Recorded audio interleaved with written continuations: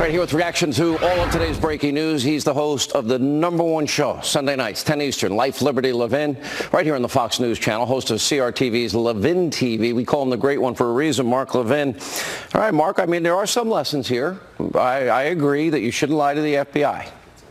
Everyone agrees with that. I also agree that you should pay your taxes. I also agree that you better not lie in a bank loan application. Mark, how did we get from Russia and that this is it after we're almost at 500 days? All right, I want to address Michael Cohen. How did we get to that? I want to help the law professors, the constitutional experts, the criminal defense lawyers, the former prosecutors, and of course the professors. I want to help them understand what the law is. The general counsel for the Clinton mob family, Lanny Davis, he had his client plead to 2 counts of criminality that don't exist. These campaign finance violations that all over TV, they're saying implicates the President of the United States directly. First, let's back up. It is a guilty plea. It is a plea bargain between a prosecutor and a criminal who doesn't want to spend the rest of his life in prison. That is not precedent. That applies only to that specific case. Nobody cites plea bargains for precedent. That's number one. Number two, just because a prosecutor says that somebody violated a campaign law doesn't make it so. He's not the judge. He's not the jury. We didn't adjudicate anything. It never went to court. That's number two. A campaign expenditure under our federal campaign laws is an expenditure solely for campaign activity. A candidate who spends his own money or even corporate money for an event that occurred not as a result of the campaign, it is not a campaign expenditure. Let me give a few examples to help people understand this, especially the American people. Let's say, I wrote these down. Let's say a candidate had said, we owe vendors a whole lot of money. We've had disputes with them, but I want you to go ahead and pay them. I'm a candidate. I don't want all this negative publicity. So he says to his private lawyer, you pay them, I'll reimburse you, get it done. Is that illegal? It's perfectly legal. Yet according to the prosecution of the Southern District of New York, it's paid at the direction of the candidate to influence an election. Yes, Mr. Prosecutor, how stupid is your point? It's not a crime. More. Let's say this candidate settles a lawsuit that was initiated before he becomes a candidate, and he says to his personal lawyer, I want you to settle that lawsuit. You can use my corporate funds, my private funds, whatever it is. That is perfectly legal too. The prosecutor would say, but that influenced the election. So what? There's certain things you do that influence an election that are legal, certain things you do that influence an election that are illegal. Let's say a candidate gets a non-disclosure agreement from a disgruntled employee. He wants to quiet that disgruntled employee as he goes into the election. He pays the funds out of his pocket or through his corporation. Perfectly legal. Nothing here was spent out of the campaign. Nothing was done with the campaign or to the campaign. This is exactly what the federal law is. And Mr. Lanny Davis had his client plead guilty to 2 offenses that aren't offenses that the prosecutor insisted were offenses. That's why he's no good. That is Michael Cohen against Donald Trump. Donald Trump's in the clear. Let's say Donald Trump even directed Michael Cohen to make payments in non-disclosure agreements. So what? He's allowed to do that. Now, here's my question. Has the Southern District of New York ever paid money in a non-disclosure agreement with any of its employees? How about any U.S. Attorney's Office in the United States? How about the Department of Justice? How about any business? How about any union? How about the DNC? How about members of Congress? It's done all the time. But call it hush money. And all of us, hush money. Oh, they can't pay hush money. Well, it is hush money. It's legal. It's a contract. It's done all the time. Now, what does Mr. Mueller have left? It's work. He's chasing the Manhattan Madam. Who the hell's the Manhattan Madam? I don't know. You know, he's interviewing, he's dragging her in front of the grand jury. What's next? The Manhattan Madam. He's got Manafort where he wants him on banking charges.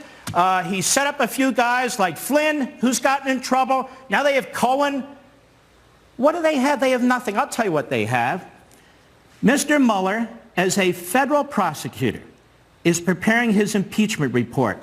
which is an unconstitutional activity. Mr. Mueller is supposed to be non-political. He's not supposed to be preparing impeachment reports.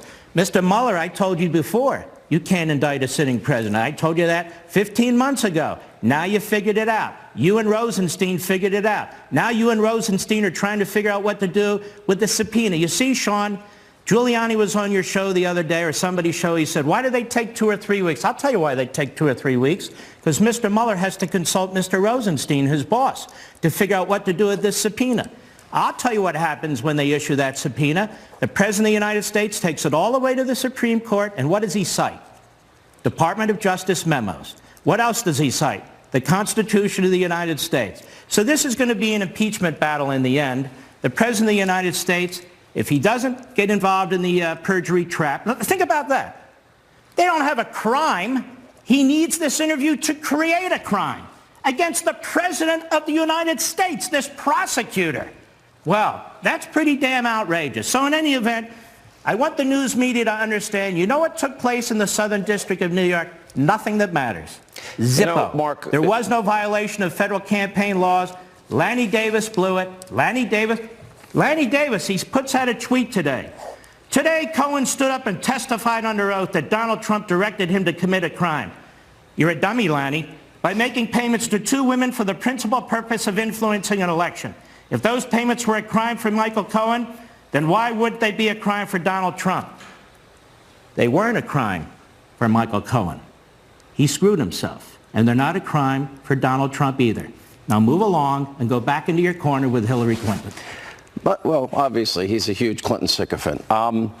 So this 2016 campaign, we're, 77 days out, is now becoming, as I have said for a long time, it's about impeachment, keeping Obamacare, them wanting their crumbs back, eliminating ICE, open borders, and stopping the investigation into what I say is the biggest abuse of power. Here's what I want to ask you. So we now have Hillary Rodham Clinton obstructing, violating the Espionage Act, no indictment. We now have her paying for what turns out to be a foreign entity, a foreign agent, putting together Russian lies that are disseminated to the American people to influence an election, lies, never verified, never corroborated, then put as the bulk of information in 4 FISA warrants. Comey, Sally Yates, Rod Rosenstein, they all signed off, and they all said, they swore, they put their good name and credibility behind it. I don't see Comey indicted. I don't see any Hillary Clinton indictments. I don't see any crimes that are being pursued here. Barack Obama had, what, $2 million in campaign finance violations. He just paid a fine. Can I interrupt for a second? Yeah, go ahead. Interrupt on my own show. The head of the FBI is not the head of the FBI anymore. He's a confessed leaker, and he's under investigation by the Inspector General. The deputy FBI director was fired and is under criminal investigation. Mr. Stroke, who was the head counterintelligence investigator, was fired, and he's under investigation, I believe, or will be, or should be, under investigation as well. That's the top tier of the Federal Bureau of Investigation. I've never heard of anything like this before. You have a mole in the Deputy Attorney General's office who's working with Stroke, who's been fired. His wife works for the Fusion GPS, pushing out the opposition research against the President of the United States, getting it in front of the FISA court through the FBI. Bruce Orr, who served for the Deputy Attorney General of the United States. And there's tons more. You have FISA court judges that have never been held to account. Fraud. You had an application that was filed with the FISA court. They didn't say who paid for the opposition research that was used to violate their rules. I got to run, Mark. Yeah, we need a special counsel now for that. You know, some great, smart constitutional lawyer once wrote a book, and in the book he said this is a post-constitutional America. Oh, that was you. We're there. Mark, thank you. Life, Liberty, Levin, Sunday night, 10 Eastern, right here on Fox. When we come back, we'll have a live report from